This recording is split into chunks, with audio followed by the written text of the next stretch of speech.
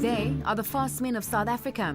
On April 19, Simon Magakwe, Akani Simbini, Enrico Breintjes, Thando Roto, and Roscoe Engel will be amongst an elite field that will hope to be crowned the fastest man in South Africa. King of the jungle is Simon Magakwe. His resume is impressive. The first South African to break 10 seconds for the 100 meters. 6 times consecutively he's won the national title in the 100 meters. That in itself is a record. The young pretender, Akani Simbini. At 19, he was the young protege running 10.19 seconds before injury set him back. But Simbini came back with a vengeance and is now the second fastest sprinter ever in South Africa. These are amongst the big names and contenders who will be lining up on the 19th of April in Stellenbosch to determine who will be the fastest man in South Africa, and there's a lot at stake. Enrico Breintjes, 4th at the epic race in April, where Magakwe broke 10 seconds and the top 5 ran 20.30 or better. Magakwe, if healthy, will be going for his 7th consecutive title, but he has a knee injury. This knee has been bothering me since 2014, July last year, when I was running in Ostrava.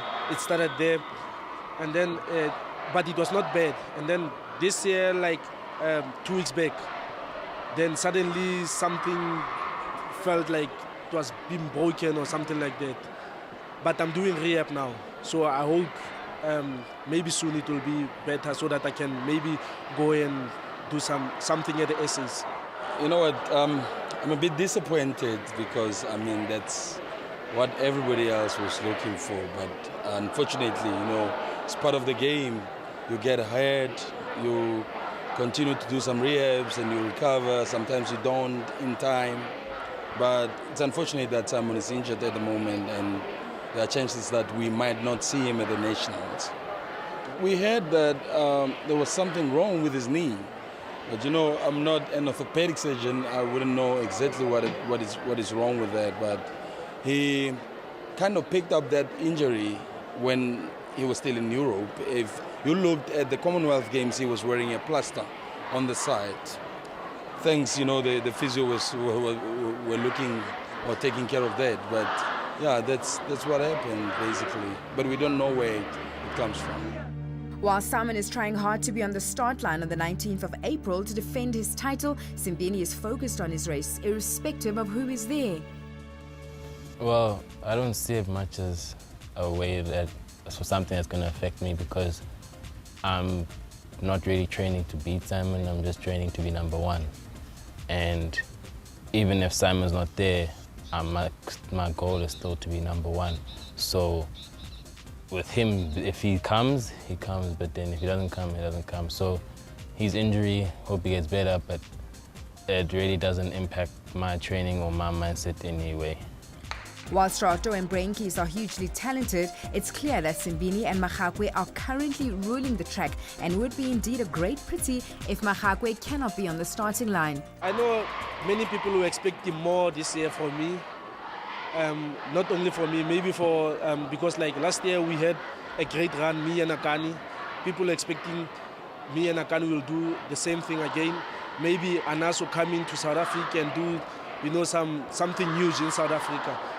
But, you know, like, you can maybe, you know, sometimes there's some ups and downs, you know, in life. Like the injury that I have now, it breaks my heart because, like, I was not expecting so much pain now, especially when we go to the essays where people get excited because Simon is going to run. Obviously, you know, people want to see Simon running. So, but I mean, there is youngsters coming up.